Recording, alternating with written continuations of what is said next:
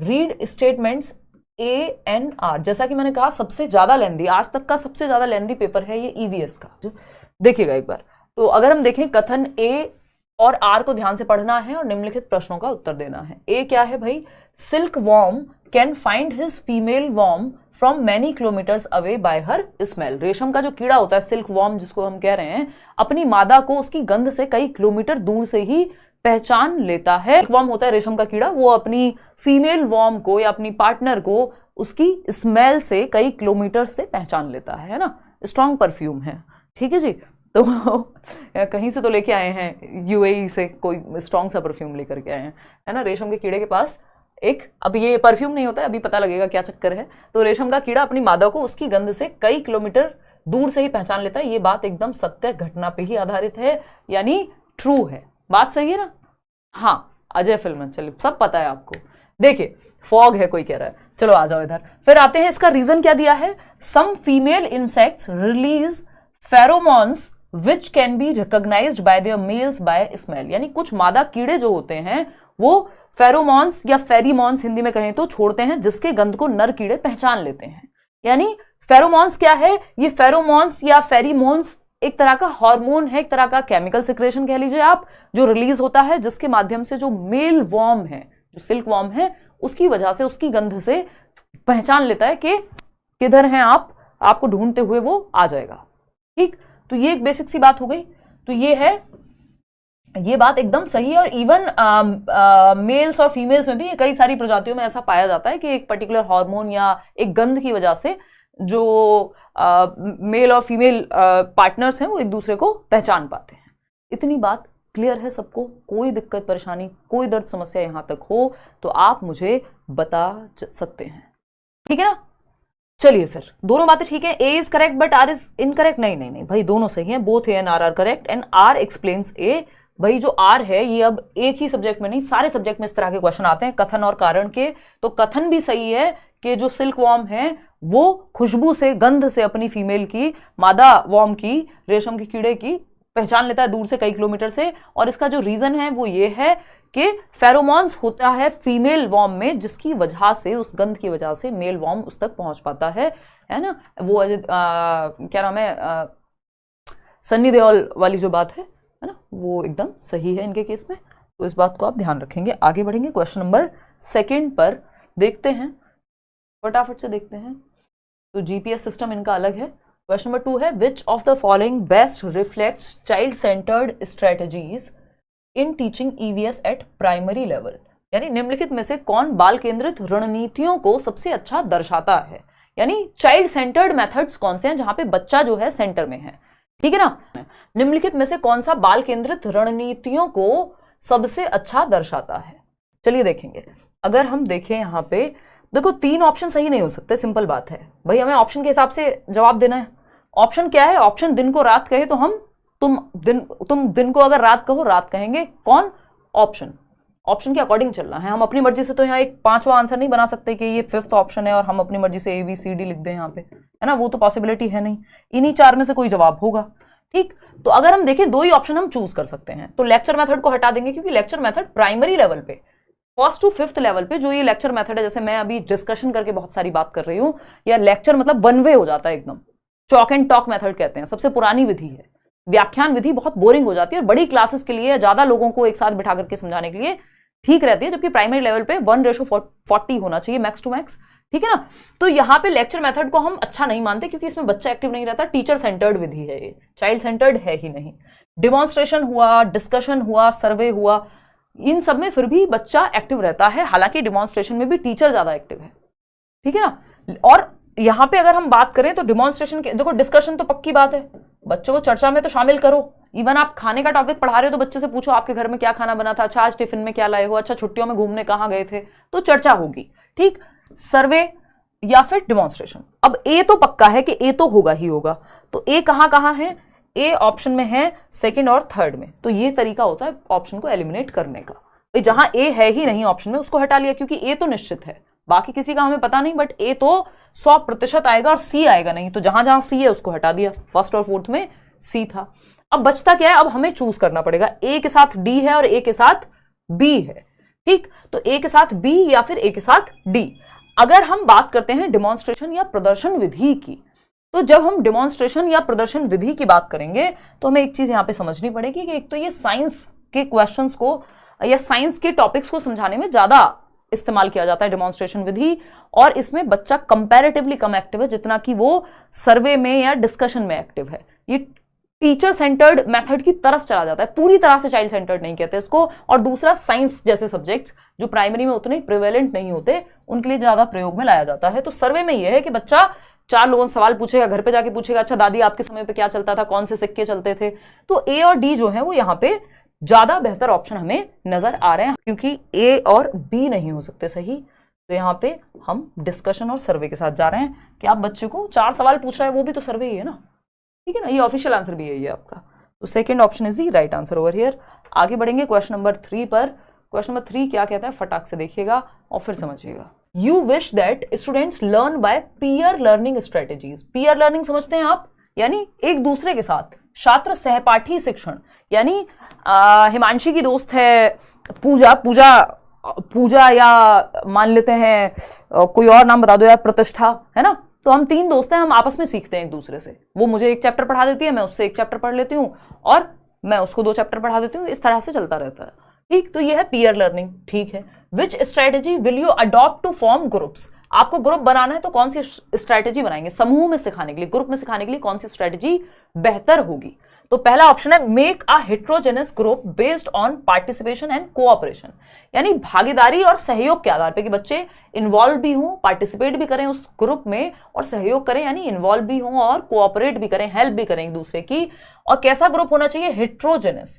ये बात मैंने आपको बहुत बार बताई है पेडागोजी में या ओवरऑल सीडीपी में भी, कि कैसा आपको समूह बनाना है, विषम समूह। जब भी समूह बनाने की जरूरत पड़े, ग्रुपिंग की जरूरत पड़े, तो 2 प्रकार के ग्रुप होते हैं, एक होता है होमोजीनियस और दूसरा होता है हेट्रोजेनस। तो जब भी ग्रुपिंग की बात हो रही है या ग्रुप्स बनाने की बात हो रही है तो सिंपल बात है कि आपको होमोजीनियस नहीं, यानी समान क्षमताओं का ग्रुप नहीं। होमो का मतलब ही होता है सेम, है ना। हम कहते हैं होमोसेक्सुअलिटी, यानी सेम सेक्स में इंटरेस्ट या इंक्लिनेशन।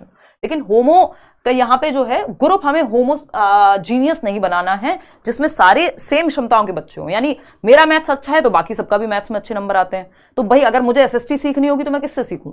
होमोजीनियस मतलब सब एक ही क्षमता के बच्चे हैं, जबकि हमको अलग अलग क्षमता के बच्चे चाहिए कि अगर मेरा मैथ्स खराब है तो वो मुझे मैथ्स सिखा दे मेरा दोस्त या मेरी फ्रेंड जो है, और मैं उसको विषम समूह में क्या होगा, अलग अलग क्षमता के बच्चे होंगे। कोई स्पोर्ट्स में भी अच्छा हो सकता है, कोई मैथ्स में अच्छा होगा, कोई साइंस में अच्छा होगा, तो सब एक दूसरे से सीख पाएंगे। जबकि सेम एबिलिटी वाले ग्रुप में डिफरेंट एबिलिटी ग्रुपिंग हो जाएगी, ये कि डिफरेंट बच्चे हैं। तो ये एकदम राइट चॉइस है यहाँ पे।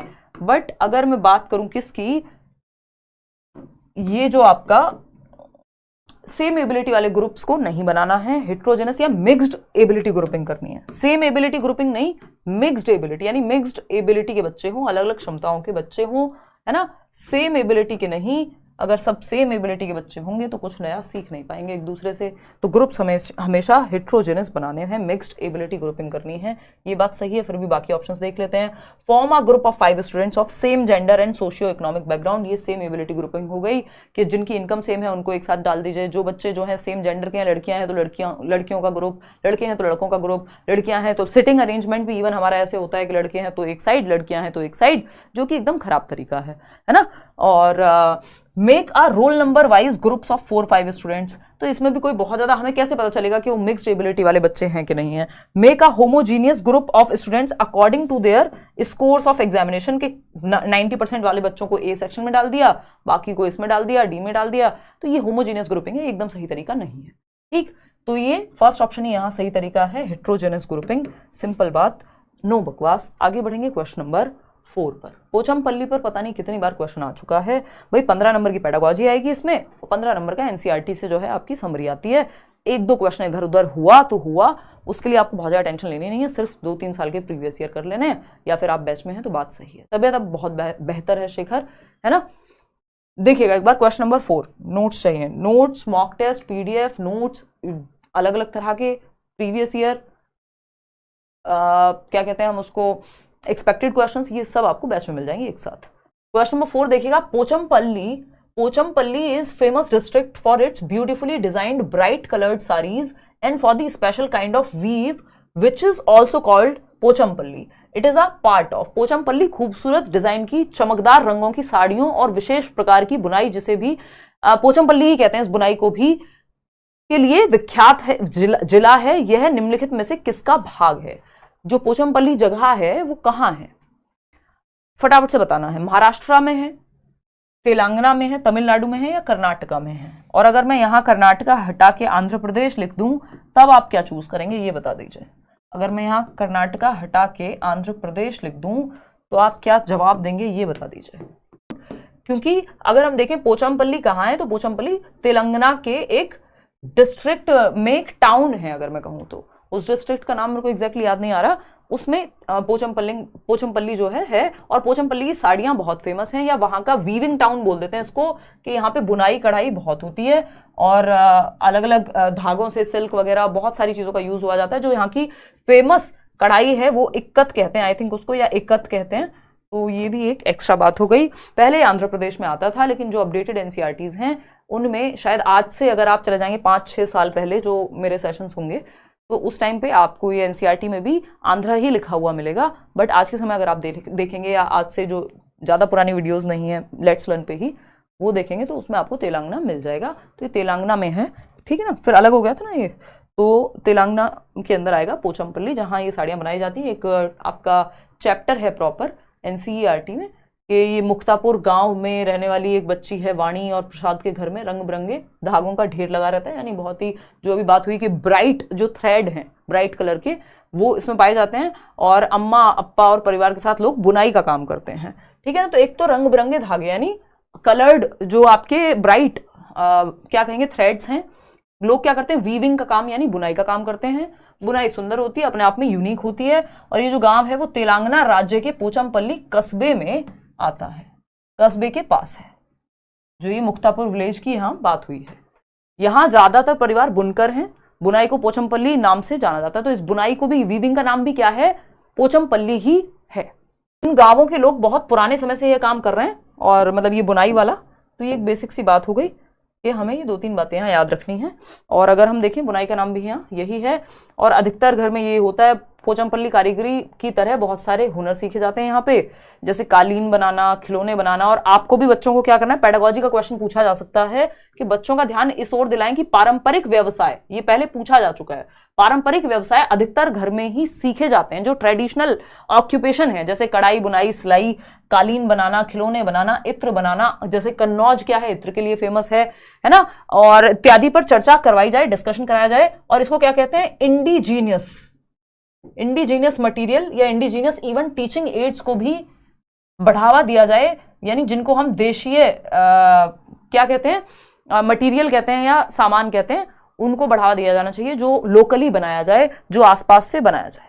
क्लियर है बात? तो इंडिजीनियस मटेरियल का इस्तेमाल करें टीचर भी अपने टीचिंग लर्निंग मेथड्स को और बेहतर करने के लिए. अगर मैं बात करूं तो यहाँ अगर आपसे मैप पे पूछ लिया जाए, जो कि एक क्वेश्चन है भी आगे, तो आपको अगर तेलंगाना की बात करें तो नेबरिंग स्टेट अगर पूछ ले तो आपको पता है यहाँ आंध्र प्रदेश है, इधर आपका ये उड़ीसा है, इधर कर्नाटका है, ऊपर महाराष्ट्र तेलंगाना है, ठीक. तो या इसी का जो नेबरिंग स्टेट है तेलंगाना का वो महाराष्ट्र है, नीचे तमिलनाडु. तो ये थोड़ा बहुत आइडिया तो हमें होता ही है. चलिएगा, खैर अभी समझेंगे कहानी क्या है. क्वेश्चन नंबर 5 पर आते हैं और फटाफट से इसको सॉल्व करेंगे. है आपको 2 स्टेटमेंट्स को ठीक से पढ़ना है. एक है स्टेटमेंट 1 और एक है स्टेटमेंट 2. तो अगर आपने इनफ प्रैक्टिस नहीं की होगी, पेपर में समय नष्ट होगा पेपर को पढ़ने में, क्योंकि लंबा पेपर बना रहे हैं, यानी लेंदी पेपर बना रहे हैं, टाइम टेकिंग है, टाइम कंज्यूमिंग है. कथन 1 और कथन 2. कथन 1 कहता है EVS syllabus is divided into 6 themes, यानी 6 थीम में बांटा हुआ है. बात तो सही है. वाटर है, relationships, food, transport, shelter and how things work. Transport नाम का कोई भी टॉपिक नहीं है. रिलेशनशिप भी अपने आप में अलग नहीं है, ये सब टॉपिक कह लीजिए आप एक तरह से, फैमिली एंड फ्रेंड्स है, ठीक है ना. तो ये भी नहीं होगा. तो 6 थीम्स में बांटा हुआ है, बात ठीक है, लेकिन ये 6 थीम्स के नाम सही नहीं है ना. तो ये फॉल्स हो गया, क्योंकि ट्रांसपोर्ट अलग से नहीं है, ये मैंने आपको अच्छे से याद कराया हुआ है. फैमिली एंड फ्रेंड्स, फूड, सबसे पहले हम फूड से शुरू करते हैं. फूड, फैमिली या family and friends, water, shelter, travel, things we make and do, ठीक.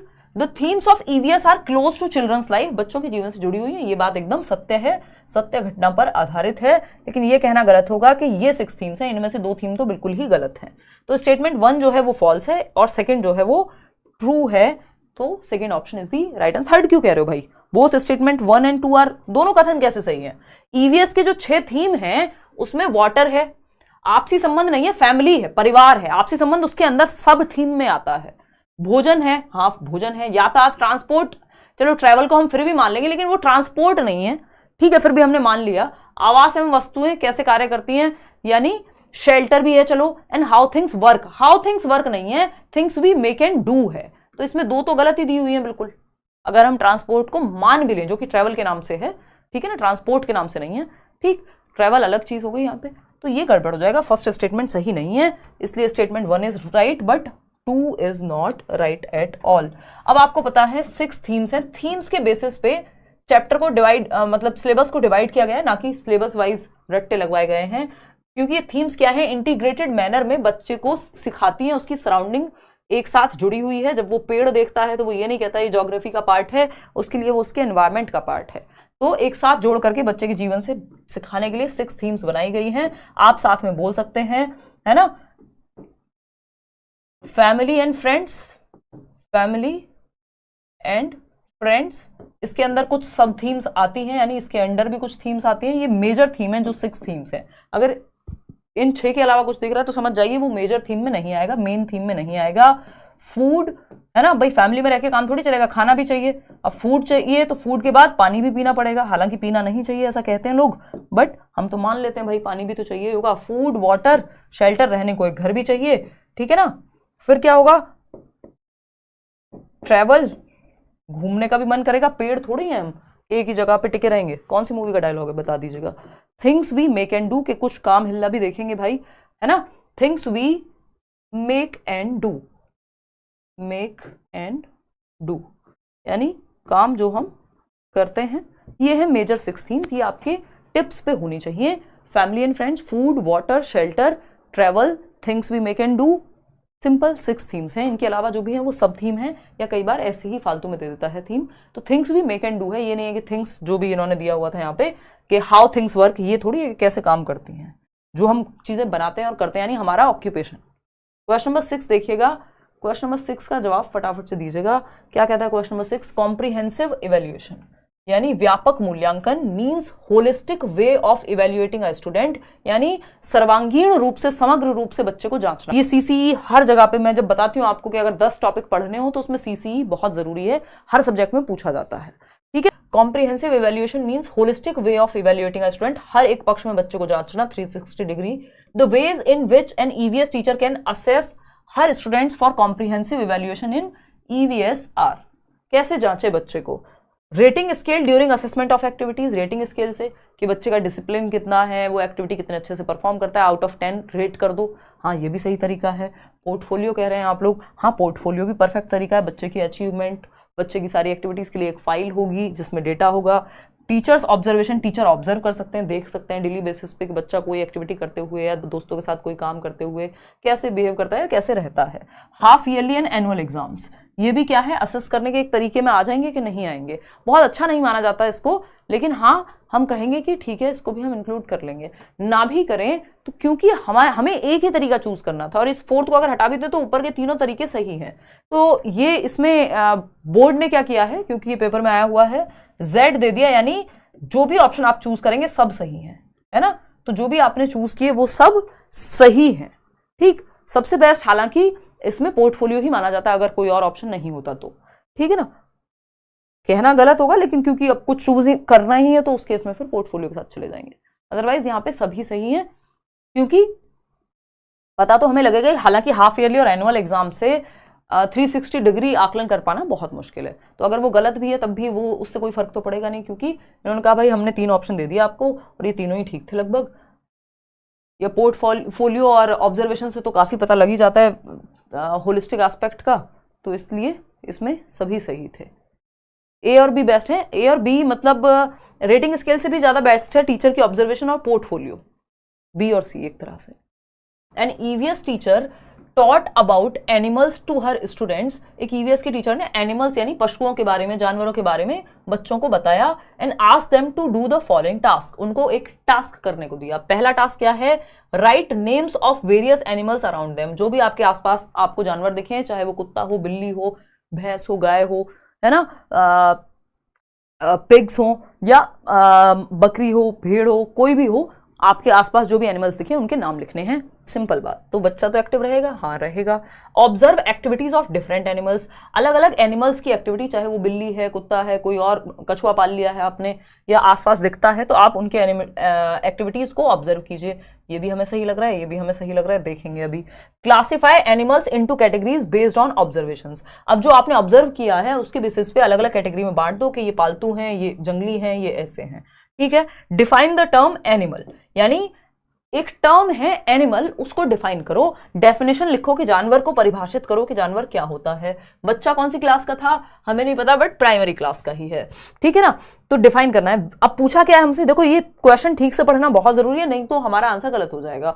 विच of the above is not, जहां नॉट लिखा हो, लीस्ट लिखा हो, एक्सेप्ट लिखा हो, यानी सिवाय लिखा हो, नहीं लिखा हो, तो 3 इडियट्स में जैसे आमिर खान के कान जो है ऐसे थे, तो ऐसे कान खड़े कर लेने, आई मीन सतर्क हो जाना है और ध्यान से जवाब देना है, ठीक। तो which of the above is not appropriate for students of primary level as per the nature of EVS at primary level, जो नेचर है प्राथमिक स्तर पे ईवीएस का, जो प्रकृति है ईवीएस की, उसके अनुसार कौन सा गलत है। तो ये हम बहुत बार डिस्कस करते हैं कि डेफिनेशंस पे फोकस करना, परिभाषाओं पे फोकस करना प्राइमरी लेवल पे एकदम गलत है। तो बाकी के तीनों ऑप्शन हमारे लिए सही हो जाते हैं, लेकिन ये डिफाइन करना, एनिमल की परिभाषा के रट्टे लगा के बताना, वो गलत हो जाएगा, है ना। तो गलत क्या है, वही सही है क्योंकि पूछा ही गलत है। सिर्फ नॉट पूछा था कि क्या सही नहीं है, तो जो सही नहीं है वही सही है क्योंकि पूछा ही सही नहीं था। सिंपल बात, D option is the right answer, बाकी सब तो सही ही थे। क्वेश्चन नंबर 8 देखिएगा, ये क्या कहता है भाई।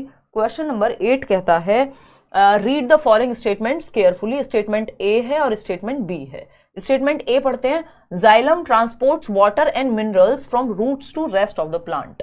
जो जाइलम है वो जल और खनिजों को जड़ों से पौधे के बाकी हिस्सों तक पहुंचाता है। ये एकदम फैक्चुअल क्वेश्चन है, ठीक। फिर आता है statement B, phloem translocates food from leaves to various parts of the plant. तो ये फूड को अलग अलग पार्ट्स ऑफ द प्लांट तक लेकर के जाएगा। क्या ये सही है, क्या ये दोनों सही है, क्या बी सही है, क्या है सही? दोनों ही सही है, both A and R are true. ये एकदम ऐसा, ये 2 क्वेश्चन हैं जो आउट ऑफ द बॉक्स हैं या जो डायरेक्ट आपको एनसीईआरटी में शायद देखने को ना मिले। ये आपको फिर अलग से यूट्यूब की सहायता ले लीजिए, या कोई भी किसी बच्चे के आसपास की छोटे जो पब्लिक स्कूल्स में जाते हैं ना, प्राइवेट स्कूल्स में बच्चे, तो उनके पास कई बार एनसीईआरटीज नहीं होती हैं इतनी छोटी क्लास में, तो उनकी किताबों में काफ़ी चीज़ें हो जाती हैं। तो या तो इंटरनेट से प्लांट्स के टाइप, उनकी क्या फंक्शंस होते हैं, वो सब थोड़ा सा पढ़ना पड़ेगा क्योंकि इसमें फिक्स नहीं है। ये आज आ गया क्वेश्चन, जरूरी नहीं है ये जाइलम पे दोबारा क्वेश्चन भी आए, ठीक है ना। तो ये एकदम फैक्चुअल क्वेश्चन है। तो ऐसे 1-2 क्वेश्चन तो मिलेंगे, उसको मान के चलना है, या तो अलग से पढ़ लीजिए एक्स्ट्रा में, नहीं तो अपना अक्कड़ बक्कड़ करना पड़ेगा क्योंकि वो 2 क्वेश्चन ना तो आप प्रिडिक्ट कर सकते हैं और ना ही आपको पता है कि वो आएंगे भी या नहीं आएंगे। तो कई बार कॉमन सेंस बेस्ड हो जाता है, और नहीं तो आपको एक्स्ट्रा में वो लेके जाना पड़ेगा। अदरवाइज इसके लिए सिर्फ अलग से चैप्टर करना कोई बहुत बढ़िया बात नहीं है। चलिए आते हैं question number 9। Neena, an EVS teacher of class 5, gives a group assignment to her students that they have to visit nearby agricultural farms and find out information about the implements used by farmers during agriculture and the type of crops they grow. They also have to collect photographs and prepare a report. What process skills and learning indicators are involved here? अब मतलब क्या कहा इन्होंने, एक 5वीं class की शिक्षिका है, ठीक, नीना, वो क्या चाहती है, अपने बच्चों का एक ग्रुप बनवाएं और उन्हें एक असाइनमेंट दें कि वो जो कृषि फार्म्स हैं, मान लीजिए खेतों में जाकर के किसानों से बातचीत करें और क्या पूछें उनसे, वो कौन से उपकरण यूज करते हैं, उनके द्वारा उगाई जाने वाली जो फसलें हैं जो किसान उगा रहे हैं उसके बारे में जानकारी प्राप्त करें, कुछ फोटोज भी कलेक्ट करें, कुछ फोटोज लें उन फसलों की जो भी किसानों के खेतों में उगाई जा रही हैं। और यहाँ पे पूछा है कि कौन सी प्रोसेस स्किल्स जो है इन्वॉल्व हैं। देखिए प्रोसेस स्किल्स कुछ 5-6 प्रोसेस स्किल्स हैं जो यूज होती हैं। प्रोसेस स्किल्स का मतलब है यहाँ थिंकिंग स्किल्स, है ना, जैसे ऑब्जर्व करना, ये भी क्या है, ये साइंस में या हम यहाँ पे ईवीएस में कहें तो त्रिलोक सिंह गांववासी क्या है, यूज होती हैं प्रोसेस स्किल्स, जैसे ऑब्जर्व करना, इन्फर करना यानी अनुमान लगाना, एक निष्कर्ष पे पहुंच पाना, ठीक है ना, प्रिडिक्ट करना जिसको हम अनुमान कह देते हैं, ठीक। या फिर अगर हम देखें इस तरह की कई सारी हाइपोथेसाइज करना, क्वेश्चन करना, चीजों को एक्सपेरिमेंट करना, एक्सप्रेशन यानी अभिव्यक्त करना, ये सब प्रोसेस स्किल्स कही जाती हैं, जिनमें भी बच्चे को थिंकिंग प्रोसेस उसकी इन्वॉल्व हो। ठीक है ना। तो अब यहाँ पे कौन सी प्रोसेस स्किल यूज हुई है फार्मर्स से ये पूछने में कि वो क्या उगा रहे हैं, उनका फोटो लेने में, ये आपको पूछना है, फटाफट से बताइए। देखना, हाँ कल बताऊंगी भाई। हाइपोथेसाइजिंग, इन्फरिंग, एक्सप्रेशन, यानी परिकल्पना करना। अब यहाँ पे कुछ भी परिकल्पना नहीं करना है, यानी कुछ भी ऐसा जो प्रूव नहीं हुआ है बट आपको इमेजिन करना है, ऐसी यहाँ पे कोई बात नहीं है। जो कुछ भी कर रहे हैं किसान वो क्लियर है। प्रिडिक्ट करना पड़ेगा, क्या प्रिडिक्ट करना पड़ेगा, ऐसा तो कुछ यहाँ है ही नहीं। एक्सपेरिमेंट करेंगे, एक्सपेरिमेंट खुद से थोड़े ना वो धान बो रहे हैं खेत में जाकर के। ऑब्जर्विंग तो चलो समझ में आता है। क्वेश्चन करेंगे, बिल्कुल क्वेश्चन करेंगे, तभी तो पता लगेगा किसानों से कौन सी फसल है, कैसे उगा रहे हैं, है ना। एक्सप्रेशन यानी अभिव्यक्त करेंगे, बिल्कुल सही बात है, क्योंकि उन्हें एक रिपोर्ट बनानी है तो उनको एक्सप्रेशन करना पड़ेगा। इन्फरिंग होता है निष्कर्ष निकालना या परिणाम निकालना कि आपको फाइनली ये मिलके गांव में इतने लोगों से और ये समझ आया और ऐसे ऐसे ये फसलें उगती हैं। ये भी बात सही लग रही है, लेकिन और ऑप्शन देख लेते हैं। एक्सपेरिमेंटेशन सही नहीं होगा। सेंसिटिविटी ठीक था, क्वेश्चनिंग ठीक था, लेकिन एक्सपेरिमेंटेशन नहीं कर रहा है बच्चा, वहां जाके खुद से थोड़ी ना फसल उगा के देख रहा है। तो यहाँ पे अभिव्यक्त कर रहा है, वो परिणाम निकालने की कोशिश कर रहा है कि क्या उसका कंक्लूजन रहा जब वो गांव गया तो, और क्या कर रहा है, एक चीज क्वेश्चन करेगा जरूर रिपोर्ट बनाने के लिए, एक्सप्रेस भी करेगा खुद को लिखने में। तो third option is the right answer over here.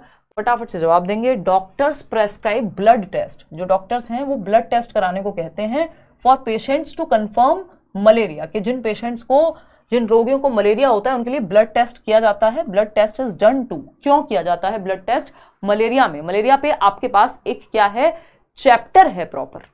Doctor मरीजों में मलेरिया की पहचान के लिए खून की जांच कराने को कहते हैं। खून की जांच से होगा क्या, क्या पता लगेगा?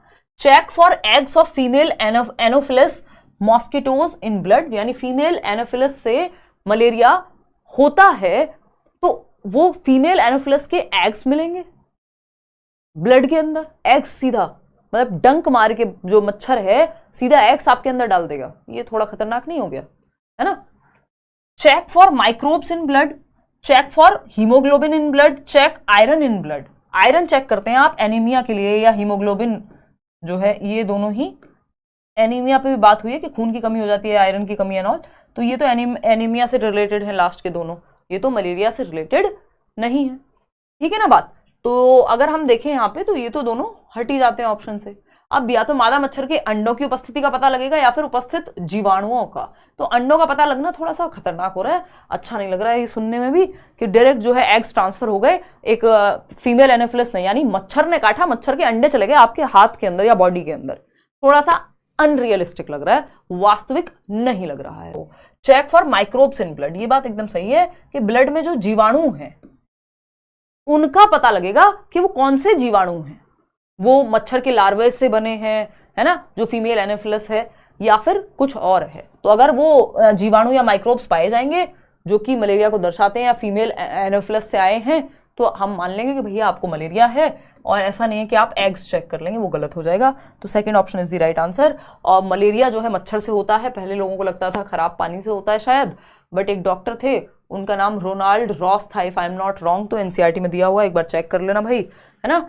या फिर रोनाल्ड रॉस ही था आई थिंक, और मार्टिन एक पेशेंट था और समथिंग, एक बार आप चेक करना, है ना, नहीं तो हम किसी और क्लास में भी डिस्कस करेंगे। याद आ रहा है किसी को? मेडिसिन फॉर मलेरिया, मलेरिया की अगर हम बात करें तो इसके लिए सिनकोना बार्क, सिनकोना ट्री का जो है, या तो हम इसकी टैबलेट्स दे सकते हैं व्यक्ति को, या फिर हम क्या दे सकते हैं, मेडिसिन बनती है सिनकोना बार्क से। पेपर में पूछ सकता है सिनकोना ट्री के बार्क से, यानी जो उसका बार्क को क्या कहते हैं, छाल कह लीजिए। तो सिनकोना ट्री के छाल से या जो भी बार्क है उसकी, उससे पीस करके या तो मेडिसिन बनाई जाएगी या उससे टैबलेट्स बनाई जाएंगी जिससे ट्रीट किया जाएगा मलेरिया के पेशेंट को। ठीक है ना। और बार्क लिखा भी हुआ है, बार्क पाउडर, या फिर strain the water which was given to patient. Okay, छान लो इसको। और आजकल टैबलेट्स भी आती हैं, सिंपल बात है। ठीक है जी, कोई दिक्कत परेशानी? छाल, एग्जैक्टली, बहुत बढ़िया भाई। रोनाल्ड रॉस नहीं किया था ना, ये रोनाल्ड रॉस थे। मार्टिन पे किया था, किसी और पे किया था? वो मार्टिन वाली कहानी आई थिंक अलग है, बट रोनाल्ड रॉस ने ये पाया कि मलेरिया जो है अभिगुण मच्छर से होता है, ना कि गंदे पानी से। ठीक है जी। और मच्छर जमा हो जाते हैं जब ऐसी शांत जगह, मलेरिया, डेंगू, चिकनगुनिया। तो इस तरह के ऑप्शंस आते हैं पेपर में कि कौन सी चीज बीमारियां हैं जो बुखार से सॉरी कौन सा बुखार है या बीमारी है जो मच्छर के काटने से हो रही है। क्वेश्चन नंबर 12 देखिएगा, text book of EVS should reflect the recommendation of NCF 2005 of linking students life at school to their life outside. यानी बच्चों के स्कूल के जीवन को बाहर के जीवन से जोड़ दीजिए, ऐसी सिफारिश जो है कौन करता है, एनसीएफ 2005 करता है, जो कि एक डॉक्यूमेंट है जो गाइडलाइंस देता है टीचर्स को भी और जो स्टेट गवर्नमेंट्स भी हैं या जो भी करिकुलम डिजाइन करने वाले लोग हैं, चाहे वो एनसीईआरटी है, सीआरटीज हैं, कि बच्चों के हित में ये चीजें होनी चाहिए। तो वो कहते हैं कि जीवन जो है क्लासरूम में जो बच्चा सीखता है वो बाहर की दुनिया से जुड़ा होना चाहिए, उसकी रियल लाइफ से, उसके वास्तविक जीवन से कनेक्ट कर दीजिए। इसका उदाहरण कौन सा है?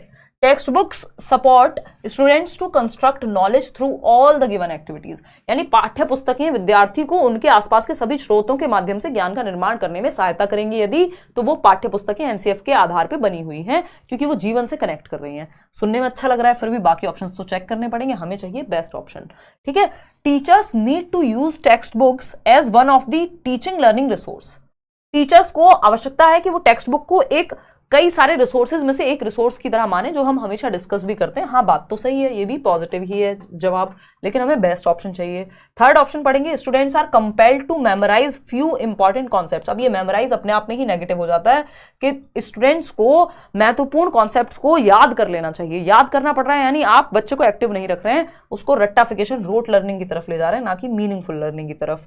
Text book is the only source of knowledge, ये मानना एकदम गलत है कि पाठ्य पुस्तक ज्ञान का एकमात्र स्रोत है और सर्वोसर्वा है, ऑलमाइटी है। ठीक है ना, ये कहना गलत है। अब हमारे पास दो ऑप्शन बचते हैं, फर्स्ट और सेकंड, जो कि हमें दोनों सही लग रहे हैं। देखते हैं, teachers need to use text books as one of the teaching learning resource. शिक्षकों को पाठ्य पुस्तकों को शिक्षण अधिगम संसाधनों में एक संसाधन के रूप में उपयोग करने की आवश्यकता है। पूछा क्या था कि कैसे हम स्कूल के जीवन को, क्लासरूम के जीवन को बाहर से जोड़ें, उसके रियल जीवन से जोड़ें। तो बेटर है कि टेक्स्ट बुक सपोर्ट करें स्टूडेंट्स को to construct knowledge through all the given activities. जितनी भी एक्टिविटीज बुक्स में भी गिवन है, जो हमने अभी सिंकोना बार की, इतने सारे एक्सपेरिमेंट्स आपके ईवीएस की किताब में गिवन है, वो सब रियल लाइफ से जोड़ते हैं, क्योंकि वो रियल लाइफ पे आधारित हैं। तो टेक्स्ट बुक एक वन ऑफ द रिसोर्स है, इस बात में कोई गुनाह नहीं है, ये बात एकदम सही है। लेकिन बेहतर ये होगा कि ये जो टेक्स्ट बुक्स हैं वो क्या करें, उसको बच्चे को कंस्ट्रक्ट करने का मौका दें, बाहर की दुनिया से जोड़ें, ऐसी कहानियां अलग अलग लोगों की लाएं जो बच्चे के जीवन से जुड़ सके। तो फर्स्ट ऑप्शन ज्यादा बेटर है सेकंड के मुकाबले, ऐसा नहीं है कि सेकंड गलत था। क्वेश्चन नंबर 13 देखिएगा, which one of the following statements regarding Gadisar lake is not true. ध्यान से पढ़िएगा, नॉट ट्रू। घाडीसर लेक के बारे में कौन सी एक बात सही नहीं है। ये भी एनसीईआरटी में गिवन है, ये मत सोचिएगा कहां से आ रहे हैं क्वेश्चन, सब एनसीईआरटी से आ रहे हैं। Which one of the following statements is not true about Gadisar lake? It was connected with 9 lakes. हाँ भाई, 9 lakes से कनेक्टेड थी घाडीसर, एक से दूसरा, यानी एक लेक से बाकी के 9 लेक्स भी भर जाएंगे। ये बात हमने एनसीईआरटी में पढ़ी है। It is in use till today, ये कहना गलत हो जाएगा कि ये तालाब जो है आज भी प्रयोग में है। नहीं, एक टाइम पे प्रयोग में लाया जाता था, आज नहीं आता है। King Gadsi of Jaisalmer got it made, ठीक है। It was built around 650 years ago, 650 साल पहले बनाया गया था, ठीक है। ठीक है ना, उन्हीं के नाम पे ये पढ़ा फिर, लेकिन ये आज भी यूज होती है, ये कहना गलत है। और जो गलत था वही सही है, क्योंकि पूछा ही गलत था। क्वेश्चन नंबर 14 देखिएगा, सीमा की बात हो रही है। Seema an EVS teacher organized a field trip to zoo for her students. Which of the following are the most appropriate objectives of the trip to the जू।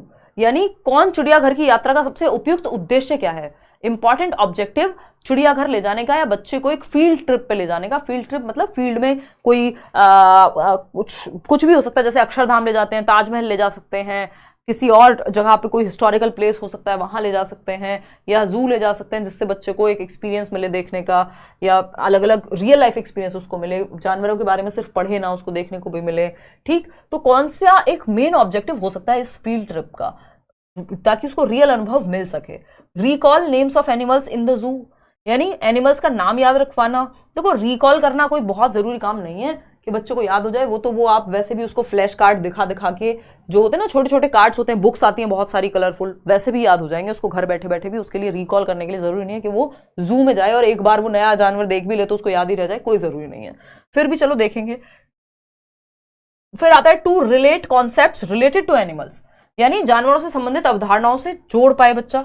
हाँ ठीक बात है, जो कॉन्सेप्ट उसका एनिमल को लेके बनाए, जब वो देखेगा तो उसको पता लगेगा कि हाँ भाई, हाथी ऐसी ही आवाज निकालता है या शेर ऐसे ही दहाड़ता है, मैं गया था वहां पे या गई थी वहां पे, तो वो रिलेट कर पाएगा, पॉजिटिव है। टू प्रमोट प्रोसेस स्किल्स, यानी थिंकिंग स्किल्स जो है उसकी, साइंस वाली स्किल्स, चाहे वो ऑब्जर्व करने की हो यानी देखने की हो, वहां जाके इन्फर करने की हो, निष्कर्ष निकालने की हो, प्रिडिक्ट करने की हो, एक्सप्रेशन की हो, बातचीत करेगा क्योंकि आकर के, ये सारी स्किल्स यूज हो पाएंगी, ये भी सही है। फिर क्या है, assessment of students learning at the जू, यानी बच्चे ने वहां क्या सीखा, इसको भी आप आकलन कर सकते हैं, वहीं के वहीं उससे कुछ पूछ सकते हैं या आकर के पूछ सकते हैं। तो क्या हमारे पास चारों ऑप्शन का ऑप्शन है? नहीं, चारों का नहीं है। रिकॉल भी अगर हम कहें कि भाई चलो नेगेटिव नहीं है, हालांकि ये नेगेटिव हो जाता है, तो हम बी सी डी के साथ ही जाएंगे, क्योंकि ए का कोई खास वैल्यू यहाँ पे है नहीं, रिकॉल कराने के 1700 तरीके थे, सिंपल बात।